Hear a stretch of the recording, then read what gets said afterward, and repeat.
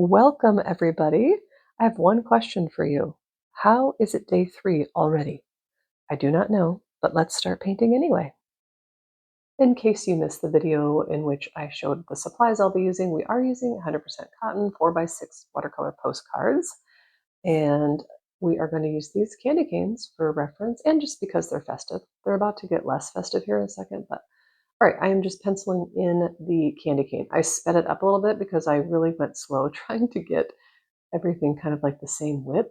It's not perfect, and that is quite all right. And I'm going to start out by drawing in these stripes, the wider ones to start, and then we'll do the thinner ones. And you're just going to want to curve. These do not have to be perfect. Again, I'm using these candy canes as a very loose reference, but just kind of curve them a little bit. The lines won't be going straight across. And you can use, again, this for reference, or if you've got candy canes around, you can use those. But just kind of look at your reference and somewhat mimic it. Again, you don't have to be perfect.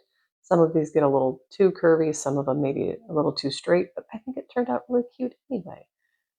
And so we're going to go. And a few stripes from this one, I will really slow it down for you and show you what I'm doing, especially like on the straight part of the candy cane.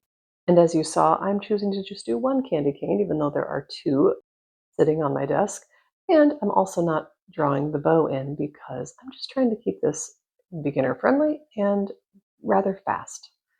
Okay, so after this fat stripe here, I'm going to slow it down and show you that I'm kind of curving the lines a little bit. So right here, you're going to see I'm going to go over to that line. I'm going to come down a little bit and then go across. And then this next one, I'm going to go across and then come down. So hopefully you caught that. So it's just making it look a little more curved, if that makes sense. I'm using alizarin crimson and cadmium-free red. And I am using a size 2 round brush. Just if you have a smaller brush, obviously for this type of painting, it'll be good. Okay, and my little lights on the left are starting to glitch, as you can see. So I'm just gonna like turn this off and remove these. And then I forgot to hit record again, but that's okay.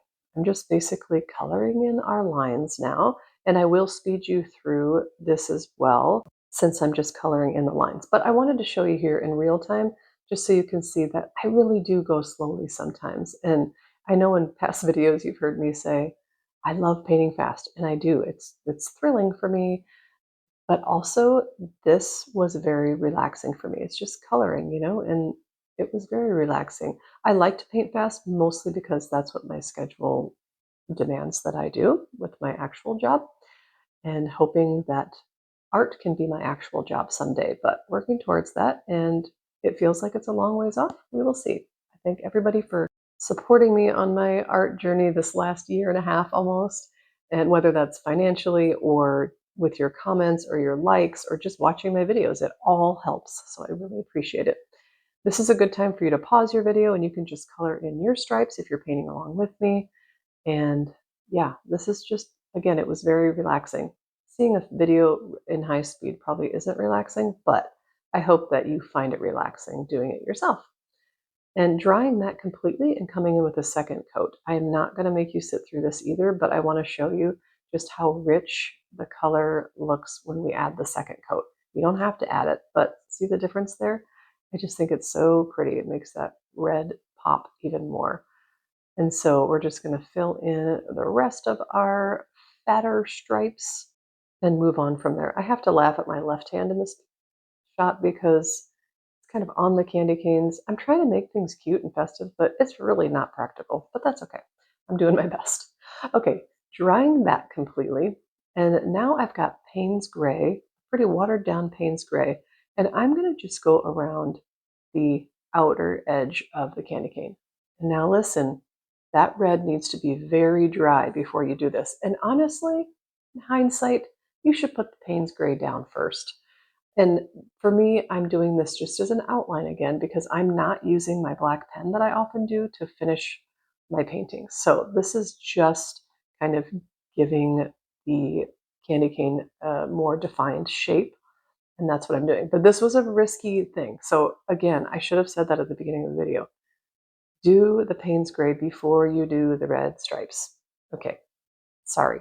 Sometimes I just try to, whatever. Oh my gosh, my hand in that picture looks really, well, now you know I'm double jointed, okay? Okay, now coming in and doing some thin lines. I've decided I'm doing 3 little stripes on each of the tips of the candy cane, and then just 2 thin stripes in between all the other stripes. Now I notice my finger, my double jointed finger going crazy, and moved it. You're welcome. And I already can't remember what I just told you, but the 3 stripes on the tips and the 2 stripes in between everything else, there's no rhyme or reason to that. It's just pleasing to my eye. You can do whatever you want. And once you let that completely dry, okay, see this portion that I left white, there's no Payne's gray on it, just right down the middle of the candy cane, it's the white of the paper that is showing. And I am just taking my white gel pen and putting a little line on mostly just the fat stripes right now to add some shine, like of the plastic that the candy cane is wrapped in. It just kind of gives it that little punch of a highlight that is also a nice contrast to the red. And now I've decided to do it also on the thin stripes. Optional, it's all optional. I really like the effect that the white gel pen gives it though. Now you could leave it just like this, maybe add some splatter. I've decided I want to make it a little more three-dimensional looking. And so I've got just water on my brush right now, and I'm taking it along the edge of the inner portion of the candy cane. And then I've got watered down Payne's gray on my brush again. And I'm just creating a little shadow in hopes that it kind of looks in the end that you can kind of pick this candy cane up right off the paper. So adding that, again, your red has to be super duper dry, and you need to be careful right next to it, because if you activate the red paint again, it just gets a little messy.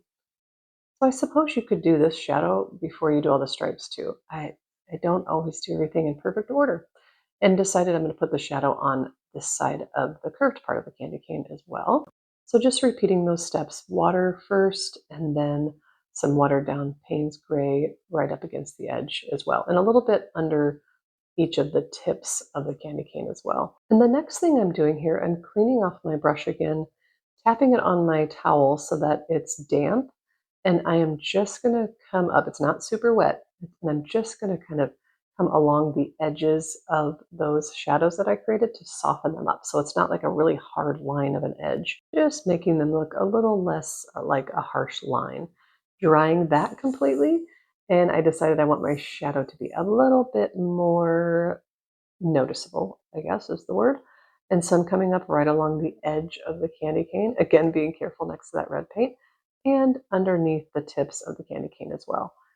So you can hopefully start seeing this kind of pop off the page here, and we'll do the same for the curved portion.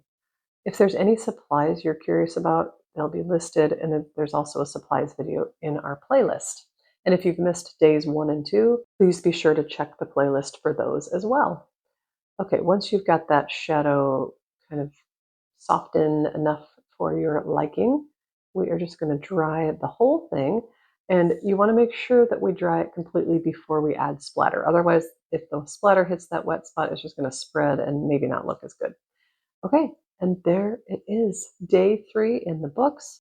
I'd love to know when you give it a try. I love when you guys paint with me, and I hope to see you for day 4.